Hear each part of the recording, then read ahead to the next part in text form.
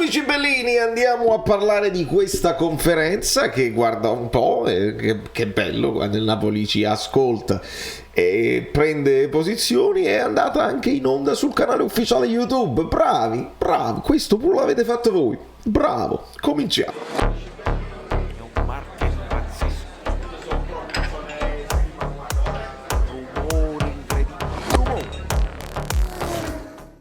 Bravo. Cose di Edoardo facili. Julian Pila, benvenuto o benvenuto, perché poi Julian potrebbe essere pure, non lo so, comunque benvenuto. Iscrivetevi al canale che ci divertiamo tantissimo. Sono anche onoratissimo di tutti i saluti, perché ovviamente quando poi succede sul canale ufficiale io sono andato nella chat, ho salutato tutti e c'erano tantissimi amici bellini che ascoltavano la conferenza, che la commentavano e che lasciavano i like. Chissà se i like, perché poi il Napoli non interviene, non chiede i like. Io sì, io ve li chiedo i like, che sono gratis e ci possiamo divertire. Allora ragazzi, prima ovviamente ha parlato Raspadori e io vi confermo quello che dissi in tempi non sospetti, cioè appena ho sentito le prime interviste. Sto ragazzo parla proprio bene, parla proprio un ottimo italiano, non è banale, trasforma anche le domande semplici, anche le domande già fatte che gli ritornano, riesce a trasformarle un pochino. È un ragazzo con un futuro davanti, non lo so, da dirigente, insomma può fare quello che vuole della sua vita più in là. Adesso ce lo dobbiamo godere come calciatore, però è uno che c'ha come all'epoca si capiva che De Santis, il nostro portiere, era uno superiore alla norma come comunicazione, e poi finisce a fare quello che fa, e insomma bravo Raspadori. La prima domanda è: ma quanto ci credete? Non si può fare a meno di fare domande con il quanto, quando invece sappiamo che la cosa importante nel calcio è il quando, non il quanto. Così siamo contenti. Poi dice: per il ritorno di Victor, la competizione sana. Sono tutti concetti abbastanza anche ovvi e individuabili, però lui li spiega bene, li dice bene. Sono stato contento di avere la fiducia del mister, fare il meglio per il mio compagno. Se ognuno ha come proprio obiettivo personale fare il meglio per il compagno, e quindi l'altruismo. Vedete come Raspadori molto spesso finisce per fare un lavoro sporco da prima punta, perché viene a prendersi il pallone a centrocampo, lo scambia subito, magari non ha manco il tempo di ritornare a riempire l'area, ma si buttano i centrocampisti. Vedi Anghissà, vedi Zielinski, vedi Kvara che poi taglia e prende il posto suo, insomma la disponibilità totale. E questa è la cosa bella. Poi anche Kvara finisce per fare l'assist per Lozano. Questo poi è stato il messaggio, vedi che lui parla quasi con le parole di Spalletti. Il percorso, dobbiamo continuare questo percorso per alimentare la mentalità. Bello, spiegato bene. Insomma, non ti devi cullare, non ti devi adagiare su quello che hai fatto, ma devi continuare il percorso e migliorare per aumentare la mentalità, che è poi la mentalità vincente. Molto bene. Ancora si ritorna al discorso dei titolari dei 30 minuti, sono tutti disponibili a farlo, eccetera eccetera. Hai fatto un gol di sinistro, di destro e di testa, e lui subito, prima di rispondere sulle sue qualità, lui dice: prima di tutto i miei gol sono frutto di un lavoro di squadra, di quello che succede dietro. Molto bene. E poi c'è anche un po' di orgoglio personale. Dice: io ho sempre fatto la prima punta, sono completamente a mio agio in quella zona, e quindi non è che vi dovete sorprendere più di tanto, io questo faccio di mestiere. E quindi molto bene. Per la partita di domani bisognerà resettare completamente l'andata, non pensare mai che incontreremo un Ajax che ci concede altri 6 gol. Ci sarà intensità, ci saranno duelli, e dice addirittura ci saranno molte palle perse, e poi lì chi riuscirà a recuperare quelle palle perse poi avrà dei vantaggi. Parole, niente più e niente meno le parole di Spalletti. Ecco perché poi c'è la sintonia, e Spalletti si fida molto di lui dall'inizio. Molto spesso vi siete dimenticati il canale Telegram, c'è sotto in descrizione, ve lo potete mettere, eccetera eccetera. È il Napoli che posta storie. Quindi le palle perse, capito? Le palle di nessuno, e quindi lì dobbiamo essere bravi. In più ci sarà il nostro stadio che ci aiuterà, il 12° uomo in campo, eccetera. No al dualismo, ma sì all'affiatamento. Si continua a parlare insomma di questa competizione positiva che ci sarà, la concorrenza in attacco con il ritorno di Osimhen. C'è amicizia e c'è stima È bello quando c'è stima, perché poi tu lasci il posto a un tuo compagno, però lo stimi, dici questo è capace che sei, la risolve lui e andiamo avanti tutti insieme. La competizione sana. Quindi molto molto bene le parole di Raspadori. A Spalletti gli si chiede, vedi perché poi le cose, domande meno euforiche, e Spalletti ci ricorda che è importante il ritmo, imporre il proprio ritmo, e non sappiamo se le difficoltà che abbiamo avuto in alcune partite sono dovute al ritmo più basso imposto dagli altri. Chi segue bene queste parole le ha sentite già da Guido Gentile nell'ultima live, proprio nell'analisi della partita con la Cremonese. Non dobbiamo subire il ritmo degli avversari che scelgono gli avversari, ma farlo noi, impostare noi il nostro ritmo. E quindi ecco perché è una squadra che in Europa si trova più bene, non tanto, ci dice Spalletti, per il fatto che loro giocano un po' più sbarazzini i nostri avversari e lasciano degli spazi, ma perché si gioca al ritmo che decide il Napoli, e su quel ritmo il Napoli è più comfortable, è più comodo, è più abituato, si trova meglio, insomma. È una finale. Spalletti ha detto che è una finale, aiuto. Quindi se vinciamo domani ci mettiamo una coppa.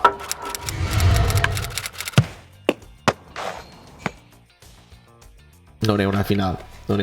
Però perché può essere identificato come una finale? Perché noi non sappiamo se sappiamo fare calcoli. Significa che il Napoli non è abituato a fare un gol e gestire la partita. Il Napoli dà il meglio di sé quando continua ad azzannare, ed è quello che ci è piaciuto vedere poi in queste partite di Champions, con il Napoli in un grosso vantaggio continuare ad attaccare eccetera eccetera. È l'unica cosa che il Napoli può fare, perché se poi tu ti adatti, abbassi e cerchi di abbassare, il Napoli sotto ritmo non gioca bene, quindi non puoi fare calcoli. Hai fatto 3 gol, abbassi il ritmo e ti riposi e fai sparire la palla. Non siamo questa squadra qua, noi siamo una squadra da azzannare, che deve azzannare gli avversari. Di conseguenza ecco perché si può vederla come una finale. Anche se ci basta un punto per qualificarci, noi dobbiamo giocarcela per vincere la finale. Abbiamo la possibilità di vincere la finale al San Paolo Maradona, e quindi non si può far calcoli perché non sappiamo se siamo in grado di farlo. Questo è il concetto della finale. Dopodiché questa finale non ci porterà nessun trofeo se lo vinciamo, e non si potrà dire però il Napoli è arrivato in finale se l'ha persa.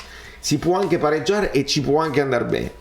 Quindi per questo non accetto il discorso delle finali. Sono 11 finali, non la so. Amir, l'infortunio casuale, ovviamente ragazzi era nell'aria, l'abbiamo detto, insomma, era brutto il movimento, si è visto da subito. Mi è scoppiato anche il ginocchio, non so se si è sentito anche a me. Brutto il movimento,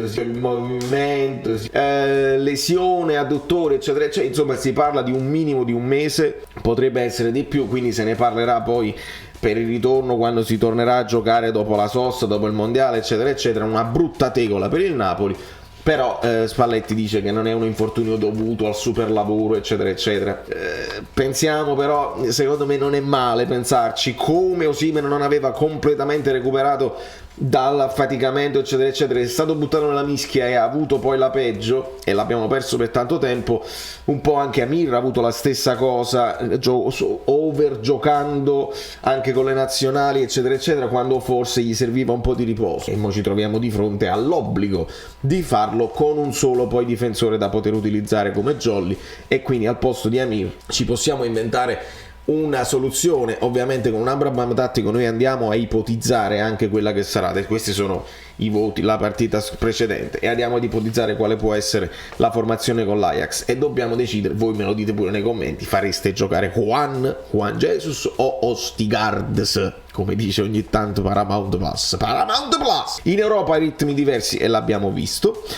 Rispetto alla partita dell'andata, lui si riflette sulla possibilità che l'Ajax farà un'altra partita. Dice bene Spalletti che poi alla fine noi non abbiamo cominciato bene con l'andata, perché l'abbiamo dovuto prendere lo schiaffo, e poi c'è stata la reazione dei campioncini, vedi come poi sottolinea anche campioni però giovani, ed è stato bene. Domani cerchiamo di stare attenti anche nel cominciare bene, quindi non prenderla proprio quello schiaffo che poi ti deve portare alla reazione, non sai se sempre lo puoi fare, quindi magari, capito, equilibrio, non giocare per lo 0-0 assolutamente, però ancora più attenti proprio per evitare lo schiaffo. Questi verranno come i pazzi, perché si dovranno assolutamente vendicare dell'onta subita. Gli avversari le prepareranno sempre meglio, perché poi come si prepara la partita eccetera eccetera ti metti nei panni anche dell'avversario. Tu Napoli più fai bene, più fai sempre risultati esagerati, più gli avversari saranno ancora più mentalizzati a bloccarti, a essere i primi, a poi prendersi i titoli sui giornali. Hanno bloccato il Napoli esagerato. Si mentalizzano facili queste partite, siamo noi che dobbiamo fare sempre meglio in modo tale da alzare sempre di più l'asticella. Non le prevedo le prime difficoltà, dice Spalletti, perché gli si chiede giustamente, dice, quando arriveranno le prime difficoltà, che arriveranno sempre, quale credi che possano essere? Io c'ho un po' Spalletti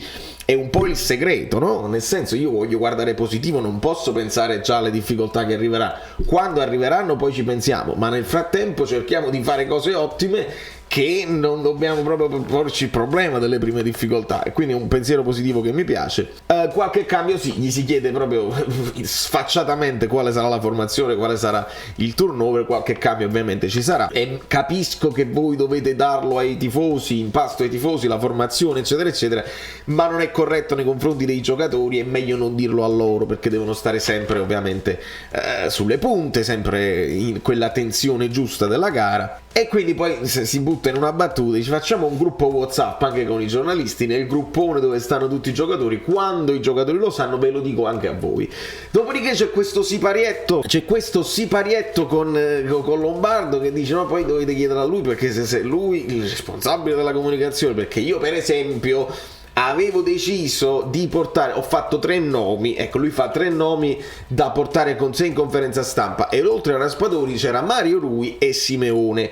Quindi se questa storia di chi va poi in conferenza gioca non è sempre detto, perché lui aveva detto Simeone e Raspadori come possibilità. Quindi se ci fossimo trovati di fronte Simeone in conferenza avremmo detto finalmente Simeone, non è detto, non è detto. Quindi alla fine lo ha deciso Lombardo di portare Raspadori. Scelta di Spalletti, ovviamente c'è più curiosità per i nuovi che stanno facendo molto bene, molti gol eccetera eccetera, Raspadori e Simeone, ma anche un veterano che sta facendo molto bene quale Mario Rui. Quindi chiedetelo a lui, ve lo vedete voi eccetera eccetera, le solite cose della comunicazione con il Napoli.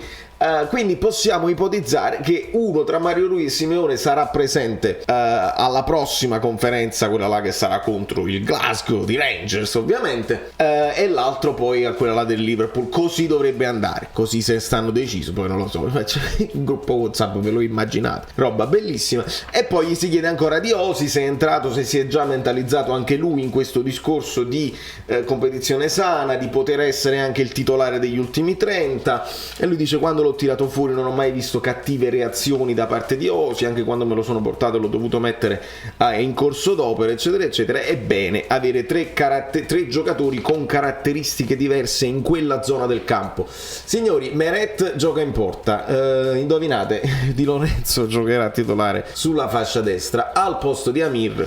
Io me lo gioco, tanto non fa niente, tanto non perdo niente, io mi gioco Juan Jesus, che ha un pochino più di anche esperienza internazionale, e voglio vederlo Kim a destra, perché secondo me non c'è problema per Kim con Juan Jesus lì. Poi Ostigard, ovviamente, se lui immagina le pallate, se lui immagina più duelli di testa, magari Ostigard è più tosto, però insomma Juan non ce lo dimentichiamo anche Juan, perché poi te li devi ritrovare tutti e due e mi dispiacerebbe.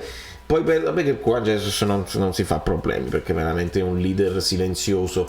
Oliveira me lo voglio ritrovare titolare con Mario Rui che magari va, perché quelli ha detto il più forte è Mario Rui, quindi li mettiamo in difficoltà se schieriamo Oliveira. Credo che Lobotka non si può toccare, immagino un ritorno di Zielinski qui, Zielinski in formato europeo. Ovviamente consideriamo sempre Ndombele come una possibilità, anche se Ndombele a questo punto lo mettiamo anche qua come possibile per Ndombele, come possibile sostituto di Anguissa, per fare proprio quell'altro tipo di triangolo, e quindi sì, lo metterei più a sostituto di Anguissa, proprio perché Anguissa l'ho visto un po' in affanno e quindi potrebbe essere una soluzione. Quindi questi sono i titolarissimi ovviamente, ma il ritorno di Zielinski e un po' di pausa per Anguissa secondo me non ci starebbe male. Lascerei questa situazione qui, potrebbe avere un po' di spazio Elmas. Raspadori qua, ragazzi, io continuo a scrivere Simeone, tanto porta bene, anche se non ci azzecco, ci continuo a scrivere Simeone con Raspa qui, Raspa Osi, che poi possono entrare pure nel secondo tempo, e ancora un'alternanza Lozano-Politano che comunque fa bene ai due ragazzi.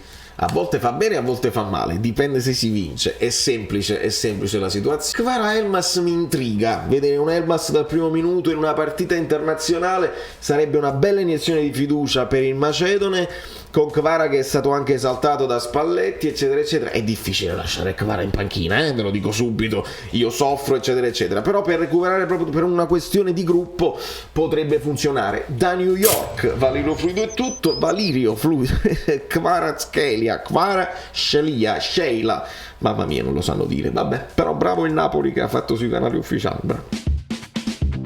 Ciao, sono Saveria Solida. Se arriviamo a 15.000 iscritti su YouTube è una cosa di cortesia, ma secondo me dovreste seguirlo anche su Instagram, @ValerioFluido. Fa tutte queste cose credi. Sei iscritto pure a TikTok. Non di più, dai, basta, sei cringe. Quante cose.